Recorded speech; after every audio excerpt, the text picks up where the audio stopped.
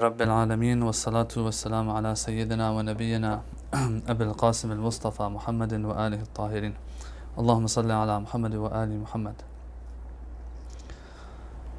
Welcome brothers and sisters to another session of Mizan Live. Alhamdulillah, we are almost done with the Quran section of the course or this chapter of the book, which has to do with the Quran and the miracle of the Holy Prophet. Going over what we covered last week on this program, we talked about how the Prophet, his prophethood is the seal of all prophethood, and that after him no other prophet is going to come. Now someone might say that's obvious, but we talked about it. There were some people who, in the past until today, might feel that there are still prophets to come.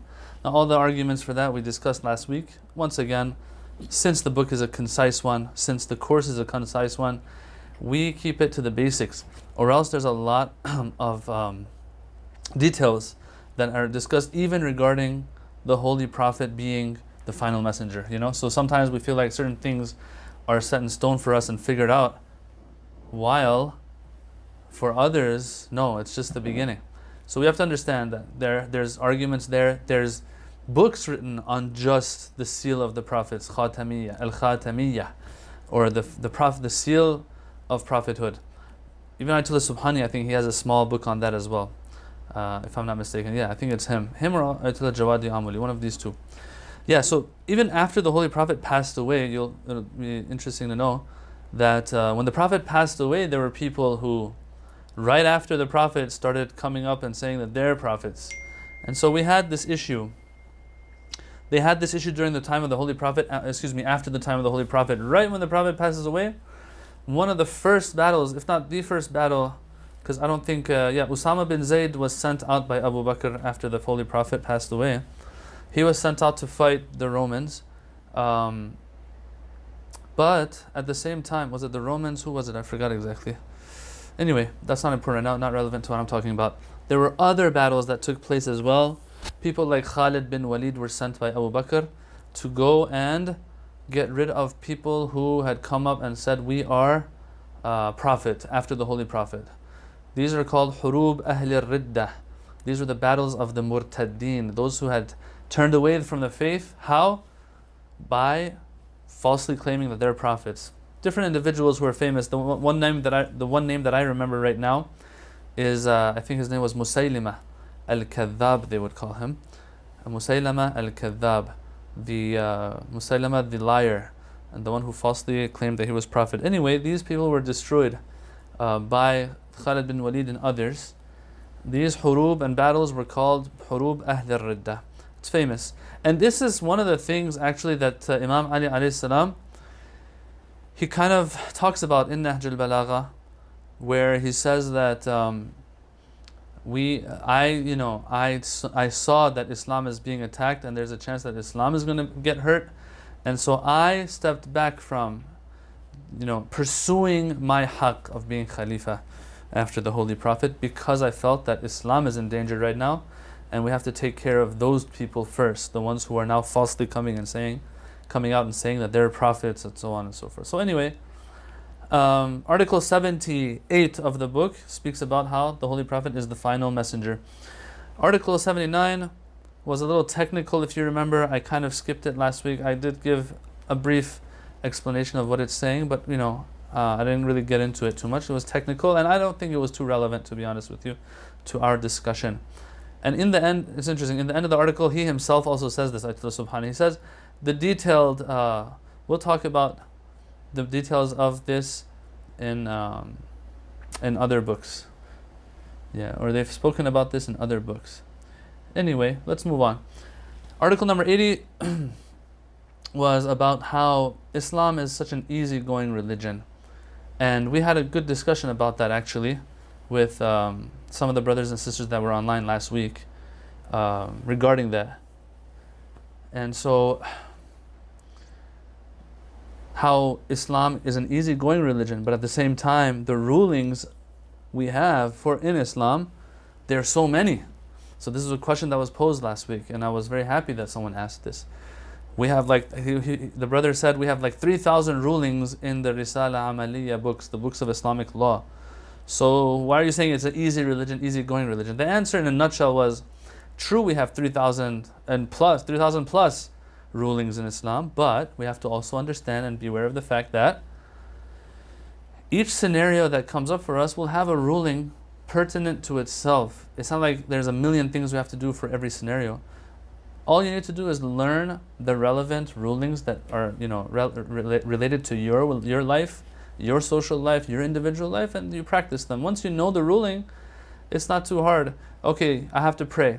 Okay, but I can't stand. Okay, you can pray sitting. I can't sit. You can pray laying down, and so on and so forth. So, anyway, article number 80 spoke about how Islam is an easygoing religion, even to the extent that even Western thinkers have written about it, about how that is one of the main reasons why it was able to take over and to spread so easily and so fast, because it's a religion that people can relate to because of its simplicity, whether it's in its teachings, whether in its rulings and practical side of things. Okay, today we start with article number 81. And this is something very important. I, did explain it a little bit, what we're going to be talking about this week, and that is the whole concept of the alteration of the Quran. If you remember, right now we are still in Nubuwah Khassa.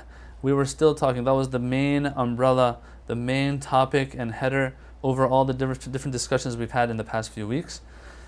The idea of Nubuwah Khassa, which is specific prophethood, meaning the prophethood of our prophet. Before that, we discussed prophethood in general, some things that pertain to all prophets. Then our prophet in specific and his miracle, and so we were talking about these types of things. Now, finally, before he ends this whole chapter of prophethood, he brings up one of the most important discussions regarding the miracle of the Holy Prophet, namely the Quran. He talks about the alteration of the Quran. If the Quran is going to be altered, this is something that we all understand. If the Quran is going to be a book that can be altered and changed up throughout history, then it's going to be a problem. You know why? Because, brothers and sisters, if you know that, let's say, even 10% of the Quran has been altered, 10% has been added or subtracted or whatever, you'll have question marks on the whole thing, Let's say, for example, you have 5 glasses of water in front of you. Poison has dropped into one of these 5. What are you going to do? You're going to stay away from all 5 of them, because there's a chance each of these glasses that you pick up, there's a chance that the poison is in that one, right? So, same thing here. If the Quran has been altered, every single verse might carry that possibility. It carries that possibility of being altered, being changed up, or added or whatever. So this possibility has to be negated totally. And so here he talks about it. Once again, before we get into the discussion, and I might repeat this in the end as well, that, brothers and sisters, the concept of alteration of Quran is not something that we can go over in one session. Alteration of Quran and the lack of alteration of Quran, is better to say, is a concept and is a topic that you have maybe tens, maybe even, maybe hundreds of books written on it throughout history. And we'll have some names mentioned as we go in this chapter here, or in this article, throughout this article. So we can't expect to get into all the nitty-gritty and all the details in one session. This is something that itself might call for maybe 20, 30, 40 sessions, because books and volumes of books have been written on this particular topic. Alright, so Article 81, let's go into it. He starts like this. He starts with the claim that, according to us and from our perspective as Muslims, we know that the books of previous prophets were touched, were altered. We believe that they were. Who says? The Quran says. So he says, the revealed scriptures brought by previous prophets have, unfortunately, been gradually subjected to alteration and interpolation over the years. In addition to what is said in the Quran to this effect, so he says, first of all, the Quran tells us this. Um, in addition to what is said in the Quran to this effect, there is historical evidence to corroborate this fact. In contrast, nothing has been added to or taken from the Holy Quran itself. So these are the claims that he's making right now. I call it claims not because I don't believe in it myself, but because we have to get to some of his reasoning for this. So for now, he's claiming this. The Holy Prophet of Islam received 114 chapters of the Quran, and this constitutes, among other things, an eternal memorial of himself, and he delivered them intact into this world. The scribes of the revelation, those who would actually write it down when the Quran was being revealed to the Holy Prophet over 23 years, the scribes of Wahi, of the Quran, especially Imam Ali, who wrote down the revealed verses from the beginning, have preserved it ever since from all interpolation. Despite the passage of 14 centuries since its descent, not a single verse or chapter has been added to or taken away from the Holy Quran, he says. We allude below to some of the reasons why the Quran has, of necessity, remained free of any alteration. Okay.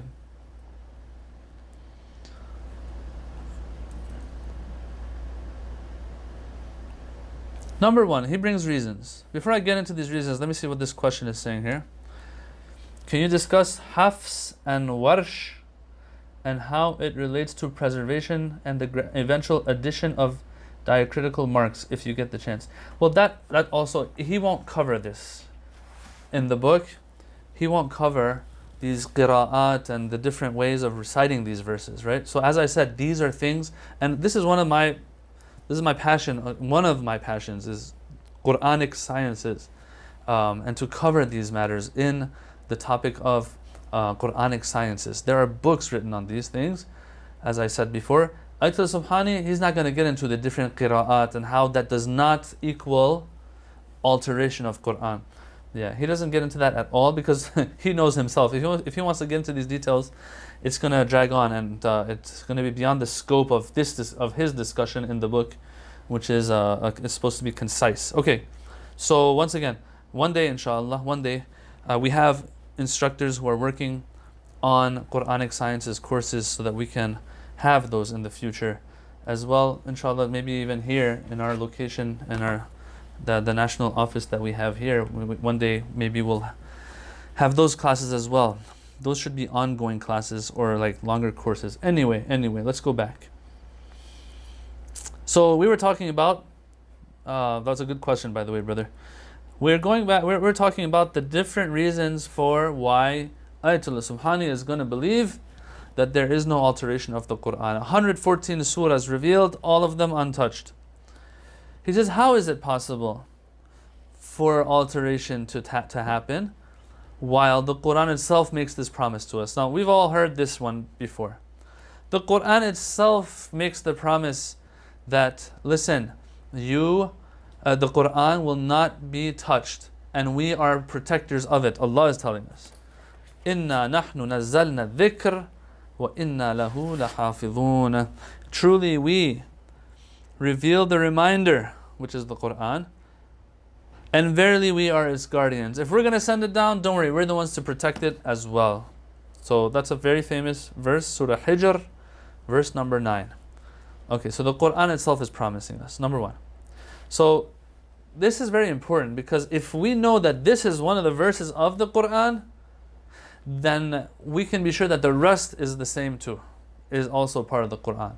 This one verse is enough to assure us that whatever else that the Quran has in it is part of the Quran. Okay. Now, if this verse we didn't have it, or if this verse itself was questionable, that would be a problem. But if a person knows that at least this verse has been revealed, then they'll become sure that, okay, the Quran that has been passed down over centuries and generations that has reached us is the Quran that Allah revealed unto His Prophet. Once again, there's a lot to talk about. There is a lot to talk about regarding this matter. But once again, we need more. Those are in more detailed books. And one day, I, inshallah, have hope that one day we'll get to those as well. All right, reason number two, he says another verse of the Quran. that Surah Fussilat verse 44 that says لا يأتيه الباطل من بين يديه ولا من خلفه تنزيل من حكيم حميد, that this book is a book that falsehood cannot come at from in front of it or behind it, a revelation from the wise, the owner of praise. لا يأتيه الباطل من بين يديه ولا من خلفه. In other words, batil and falsehood cannot make its way into the Quran. So this verse also, he says, is implying very strongly that we are protecting it.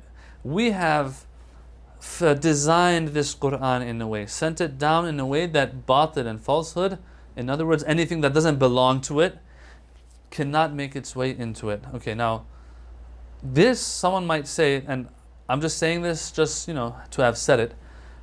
He doesn't say this, Ayatollah Subhani, but someone might argue that this verse shows that no verses have been added to the Holy Quran. But is it the case that this also proves that nothing has been taken out of it? Some might say, I don't get this from the verse. Others might say that no, when it says la ya'tihi al-batil, that falsehood doesn't approach it, doesn't mean necessarily approach meaning being added. Falsehood can't get close to this Quran. In other words, adding, which is falsehood, cannot happen, and even taking out from the Quran is not possible, because that's also a form of falsehood, and that's not possible either. Okay, so that's the second reason he brings. All right. Third reason for this, before I know there's a question, I'm going to get to that inshallah. Third question, let me just go, third reason. I'm going to go through the third and fourth reason, and then we'll take the question. Reason number 3 says that the Muslims of the time of the Holy Prophet, they were such that they were memorizers of the Holy Quran. First of all, people back then had like some awesome memories. As time goes on, brothers and sisters, and I think people will agree with me on this, the more and more we have technology, the more and more we have stuff happening around us, the less we can concentrate on things, the less things will remain in our minds. People of our community here, they can attest to that regarding me. I have such a bad memory. And so I just have to make sure I always have my notes with me and stuff like that. Why? Because there's a million things going through my mind at the same time. So the more we're busy with different little things, the less we can concentrate, the less our memory, will help us when we need it. Now, go back 1400 years, man, people didn't have much to do. I mean, yeah, true, the guy has to go from dawn to dusk and work in the fields, whatever. But it's a one big task that he's doing. It's not a million little things. I really like this example. Back then, when we had like Windows 98 or Windows XP, or what was after Windows XP? Was it Windows 7 or something? I don't know what we have now. What's this Windows now that we have called? I forgot. Anyway, when you want to transfer files, you can copy. Like, let's say you have 100,000 files you want to move, and each of these is a small file, and they all add up to 1 gigabyte. Let's say. Okay, so the size of 100,000 files, if it's 1 gigabyte, you'll notice it still takes longer for it to transfer versus one file that's 1 gigabyte big. Yeah, both have the same volume, but since one has like 100,000 parts, that file transfer is going to take more versus one file that's 1 gigabyte. I've tested that myself. Same thing with us today. We have so many little things going on that, at the end of the day, our brains, I don't know how it is, it just like doesn't function properly sometimes. Our memory gives in and just can't, keep up. Back then it wasn't like that. So he says here, Ayatollah Subhani, he says that the people, first of all, they had good memories. Second of all, this is the Quran we're talking about. Back then, there was no Fortnite, there was none of that stuff. How did people enjoy themselves? There was no YouTube, none of that stuff. People enjoyed themselves in the books when you read. They say they would get together, sit around in circles and recite poetry. Maybe have contests of poetry to see who remembers more, verses of poetry and lines of poetry.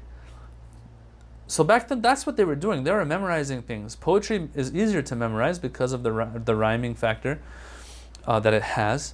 But the Quran was just super special. And it wasn't just a book of poetry. It wasn't poetry. It wasn't prose. And it was lofty. There was some interesting stuff in it.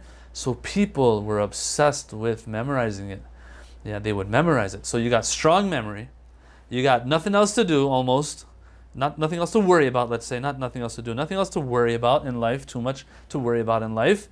And also, you got a book this awesome that just begs to be memorized. And so they would memorize.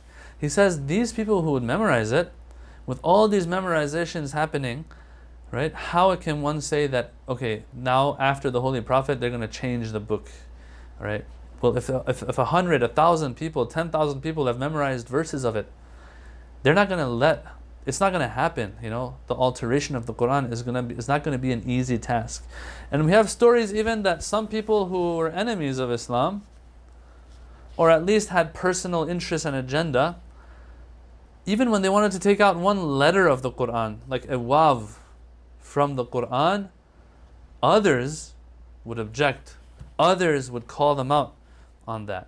So it wasn't an easy thing to do. Quran is different than hadiths.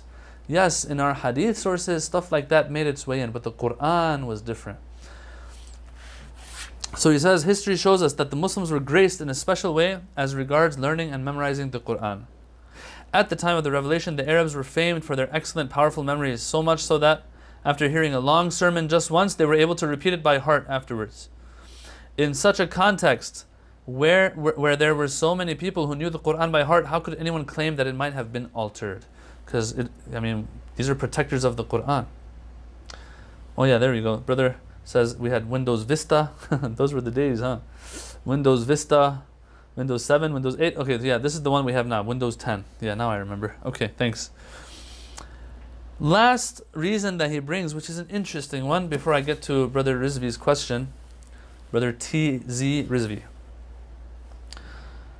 is that the fourth one is a cool one. I like it. I'll tell you why.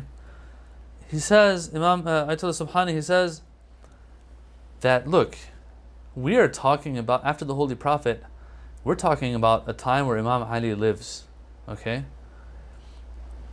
And we have to understand, before I actually explain this argument that he presents, I do have to explain one more thing.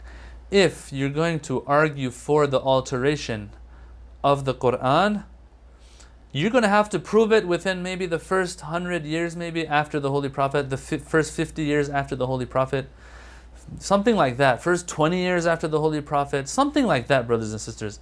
You can't come and say, yeah, I believe 500 years after the Holy Prophet, the Quran was altered. By then, the Quran is set in stone. Yeah?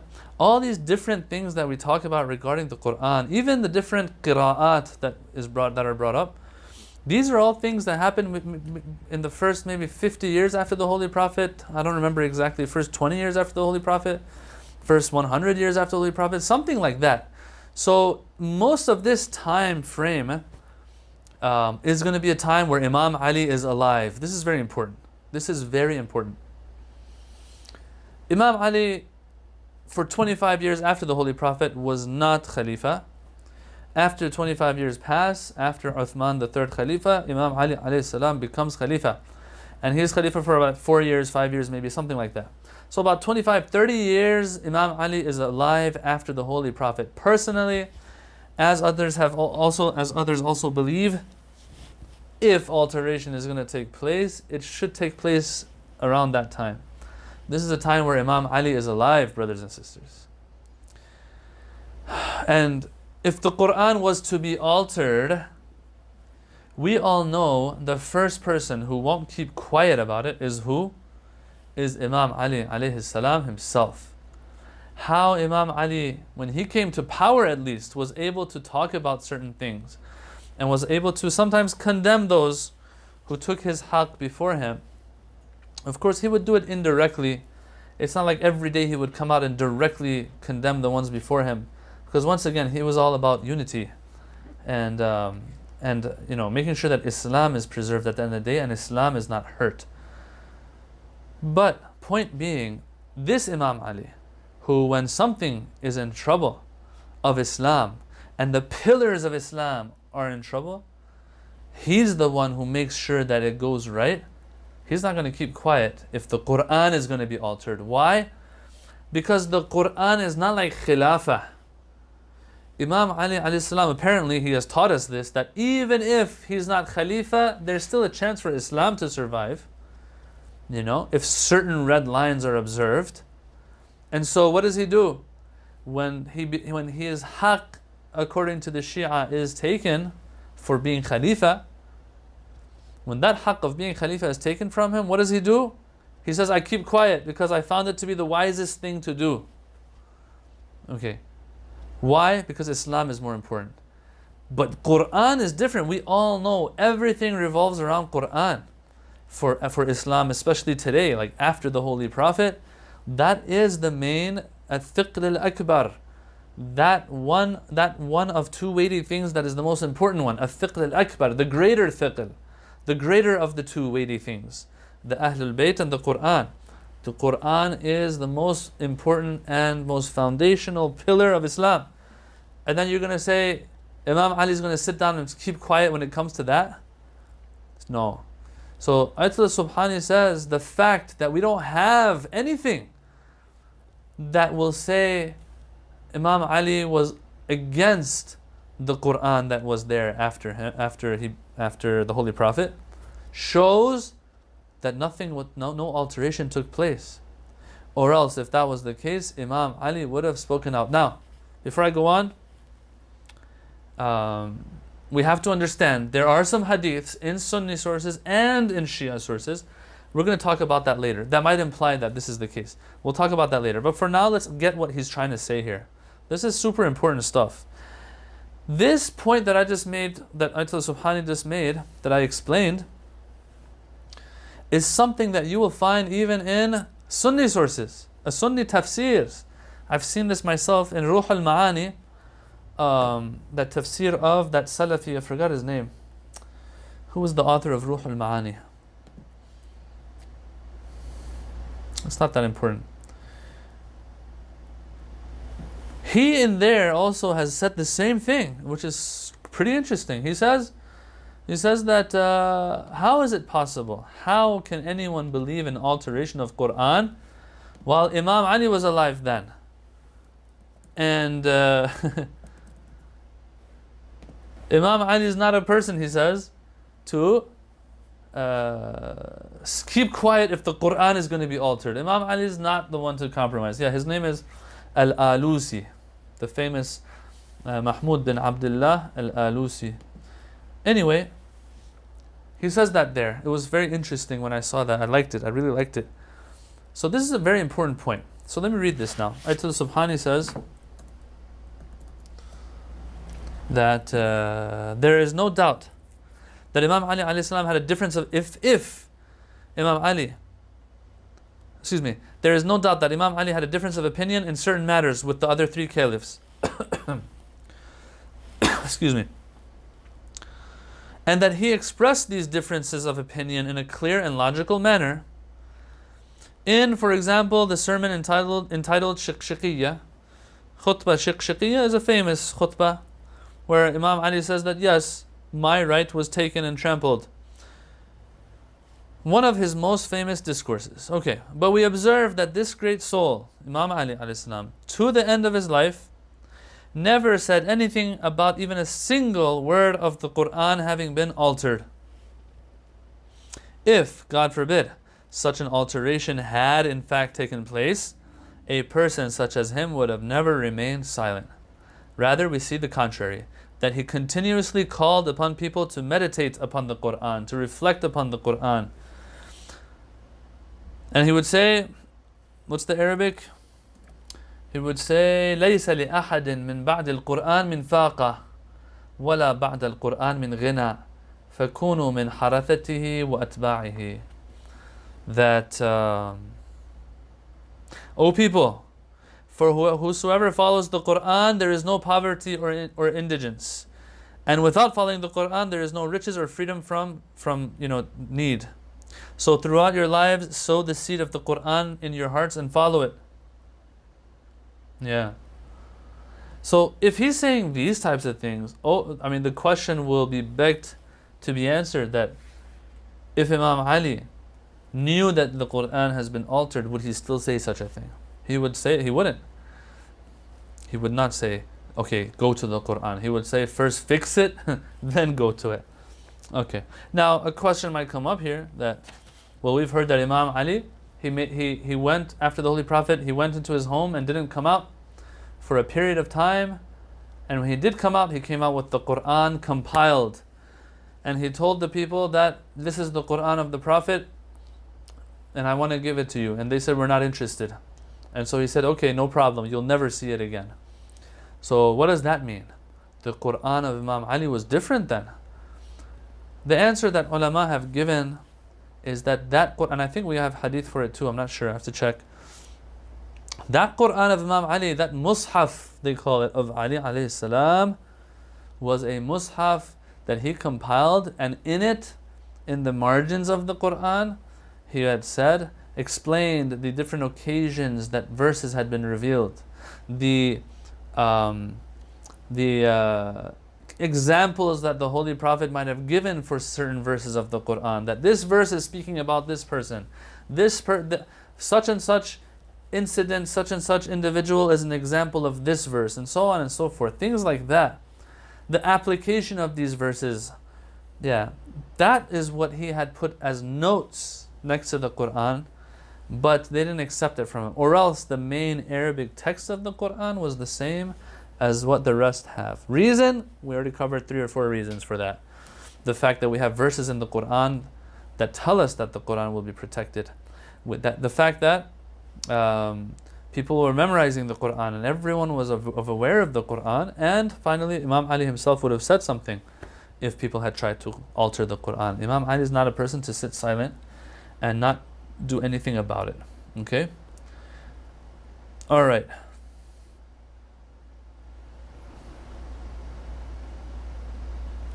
Now let's get to the question the brother asked. Brother asked, now we have another question by him too. We have another question too. First question, and these are good questions. He says, brother says, if it's regarding any of the... excuse me, let me go back more. This question is regarding the first few verses of Surah Abasa. It's interesting because that you're asking this, brother, because we have a class here where we are, and we have a tafsir class that I have on a bi-weekly basis. And actually, just today we finished Surah Abasa. So those first verses of Surah Abasa, we discussed very heavily, and we got into the details of it, of who was this person who frowned and turned away. But okay, let's see what your question is exactly. He says, this question is regarding the first few verses of Surah Abasa, that when it says, he frowned and turned away because there came a blind man, interrupting. Although the Quran, the verse of the Quran, the Arabic doesn't have this term interrupting. It just says, because a blind person came. My question is, how can a prophet who was sent as a mercy for mankind turn away from a poor and blind person who came interrupting? According to my understanding, the teachings of Islam were equally open for all, including the poor, rich, brown, and sinful. If it's regarding any one of the companions of the Prophet, then why God is addressing the Prophet in the later verses about this attitude, saying, what would make you perceive perhaps he may be guided? Right. So this is a question that a lot of people have, and this is also a tafsiri issue and discussion. I'm just going to tell you that there is a difference of opinion on this. Number one, some say that yes, it was the Holy Prophet. It was the Holy Prophet, but he was justified in what he was doing. But since the person who came, his feelings got hurt, the Quran wants to, make him feel better, so it kind of scolds the Holy Prophet. But he had to do what he did. Others will say, no, we have a couple hadith that say that this person was a person from Bani Umayyah. Now, of course, Bani Umayyah during the beginning of the Prophet's time, not all of them might have been bad, but this is a person that turned away when this poor person came, and the Quran is scolding him. The answer that can be given is that, look, the ensuing verses imply that no, it's the Holy Prophet that's being addressed. And there's a third opinion as well that says, look, we have, and as a matter of fact, I'll tell you this, we have articles, I've found an article, a scholarly article written on verses that scold the Holy Prophet. And what's interesting is that this isn't the only verse. We have so many other verses as well that, what you would ask yourself, why is the Quran speaking to the Holy Prophet like this? For example, فَلَا تَكُونَنَّ مِنَ الْمُشْرِكِينَ. O Prophet, you better be careful, don't be one of the mushrikeen. Things like that we have. And some have a much harsher tone than even this one that we have in Surah Abasa. And the answer that, is given, one of this third opinion that I want to share with you is that no, the Prophet, this person kept interrupting. The Prophet is in a certain situation. The heads of Quraysh are there. And he has no choice but to address them. Because if he doesn't do it now, they're going to leave, they're not going to come back. And so this is chance and opportunity. Someone keeps coming and interrupting. The Prophet has to continue with these Quraysh and explain things to them. That person, it's his fault for doing this. But, this is the part that I need to explain. The verses come down scolding the Prophet. Why? So that these Quraysh don't think that if the Holy Prophet is doing this, that they're any better than that blind person. Yes, the Prophet has to speak to these people. Right now, that is the thing that he has to do. That is what Allah even expects from him. The Quran comes down, verses are revealed, explaining that this is not the culture of Islam. This is not what Allah likes, though. Don't think Allah, the Prophet is going to give you more attention because there's something good about you. No. This blind person has more value than you. But since the Quran, in the beginning of the da'wat of Islam and in the advent of Islam, people were sensitive. These heads of Quraysh, they had arrogance. If the Quran is going to come and scold them directly, they might just turn away and not even listen anymore to the Holy Prophet. So we have this concept, and it's not just this verse, there's other verses. Like the one I said, that tell the Prophet, don't be one of the mushrikeen. Of course the Prophet's not going to be mushrik. We know that. Some people say, yeah, the Prophet can make mistakes and all of that. Okay, fine. But no one out there is going to say a Prophet, and especially our Prophet, can turn mushrik. So what is this verse saying when it says, don't be one of the mushrikeen? What is the verse saying? What does it mean when it's scolding the Holy Prophet and letting the Prophet, quote unquote, know that a blind person is more important than others? These types of verses, they are there so that others get the message, or else we all know the Prophet's not going to ever turn mushrik. We all know that the Prophet doesn't care about, the wealth of some people versus a poor blind person. If that was the case, then that was the whole teaching, one of the main teachings of Islam, equality. So the Prophet, if the Quran is speaking with such a harsh tone, it's saying it so the others get their lesson, get the message.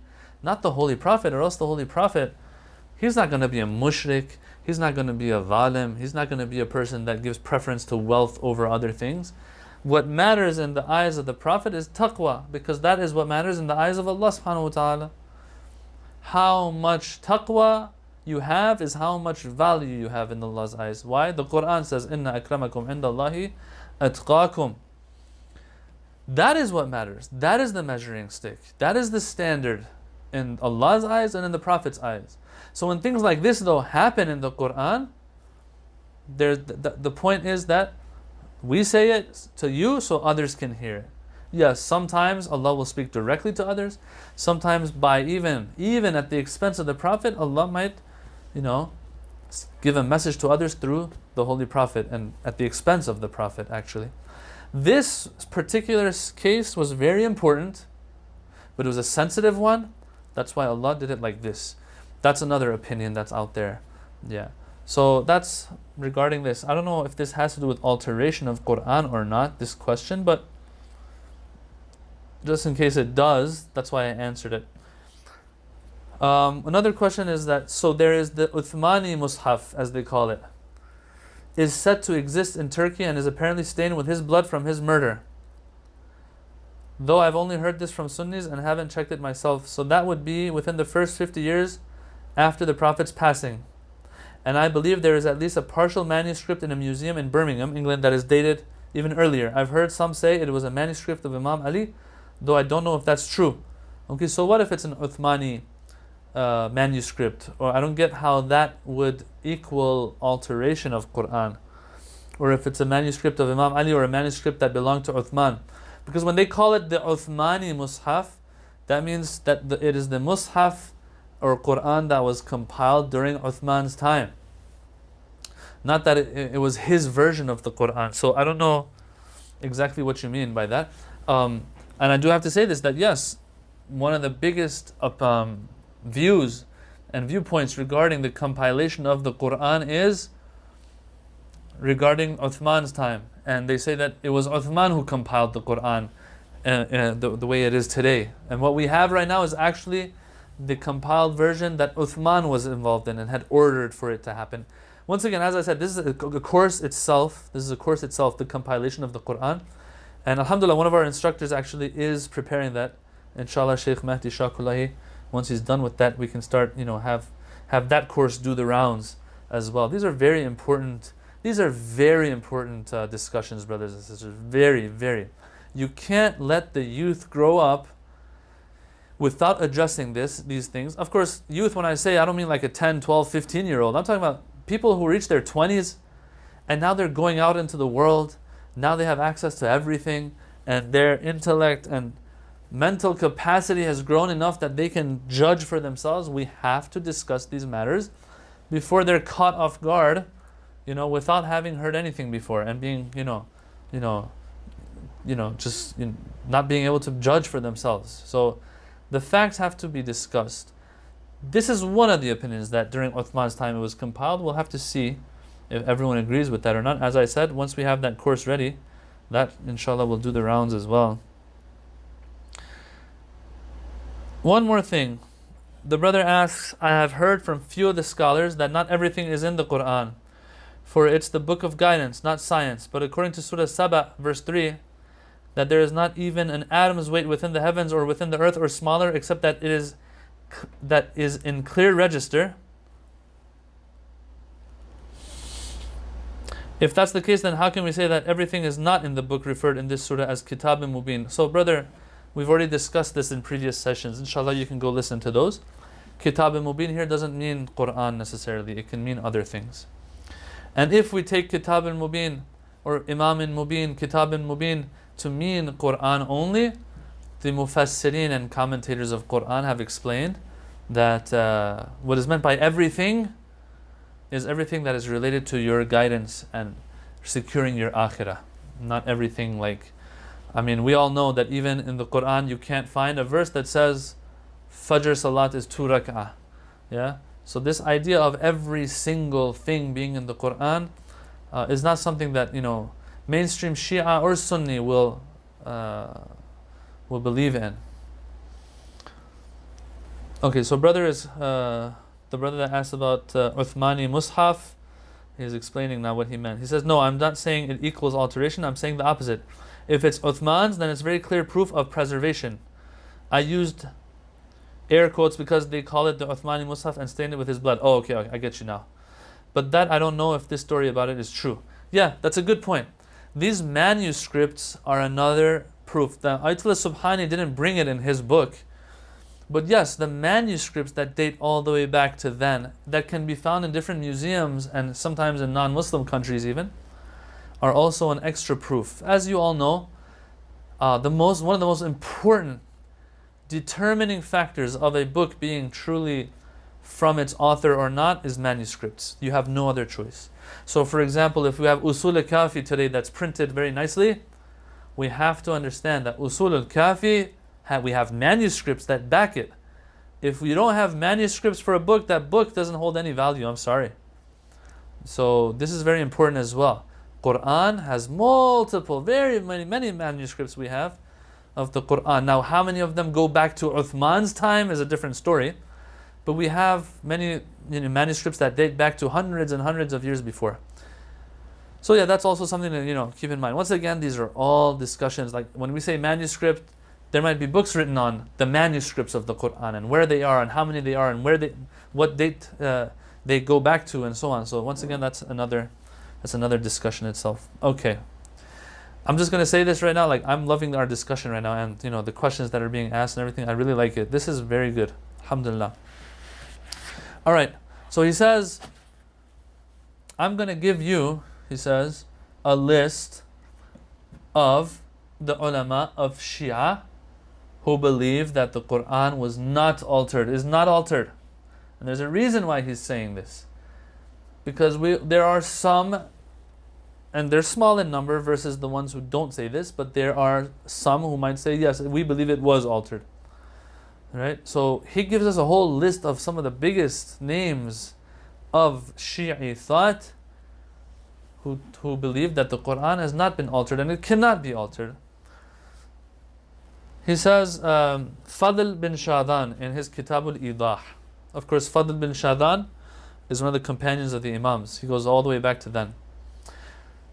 Shaykh al-Saduq in Kitab al-I'tiqadat. Shaykh Mufid in his book Ajwibatul Masail al-Sarawiyah, which is printed in, of course, in his Majmu'at al-Rasail, it says here.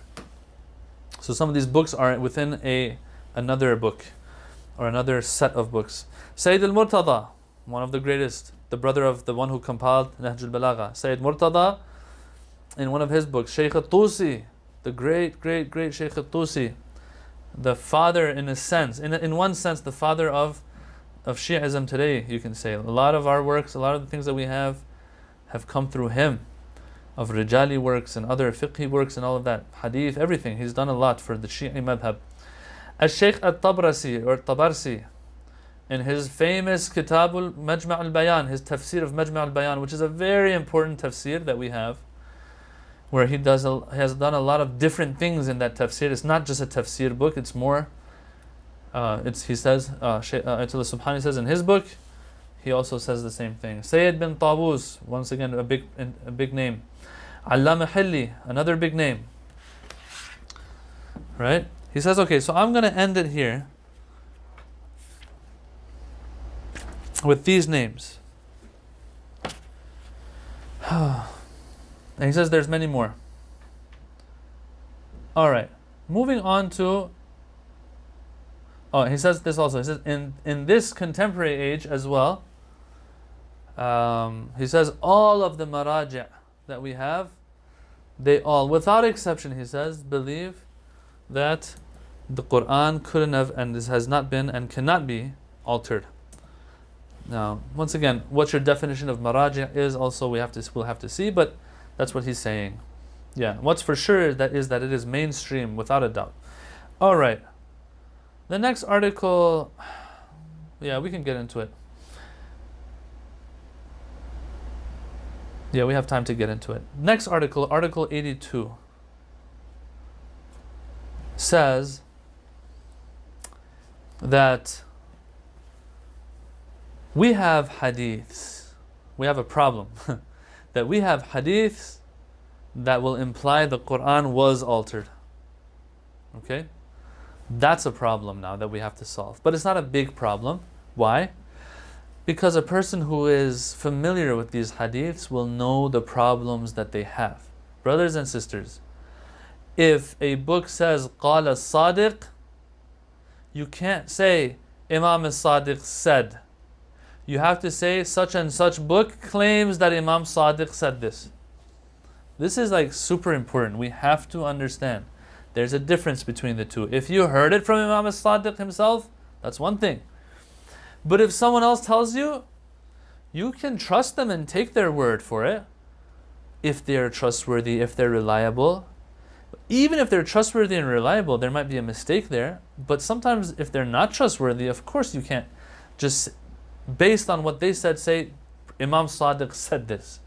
There's a difference between Qala Sadiq, that Imam Sadiq said, and others told me that Imam Sadiq said. Right? The moment others have told you, and of course us living today, none of us have heard Imam Sadiq directly. So if someone tells us through their books, through their hadith books, Qala Sadiq, we have to make sure Qala Sadiq. Then we can also claim that Qala Sadiq. Okay. I hope that's clear. I think it's pretty clear. Now we have hadiths, and they might not be few in number either, that will say the Quran was altered. There's a lot of things that can be said about this. A lot of things. About how sometimes people wanted to give Shia a bad name, how they would insert certain hadiths into our hadith corpuses, and our hadith corpus, and so on and so forth. I don't even want to get into that, and the fabrication of hadiths, and how that works in the Shia school, and why people would do it, and so on and so forth. But right now, let's look at it from the perspective of those hadiths themselves as a subject matter that we're going to put under the microscope, he says. When we put these hadiths under the microscope, what he says is, number one,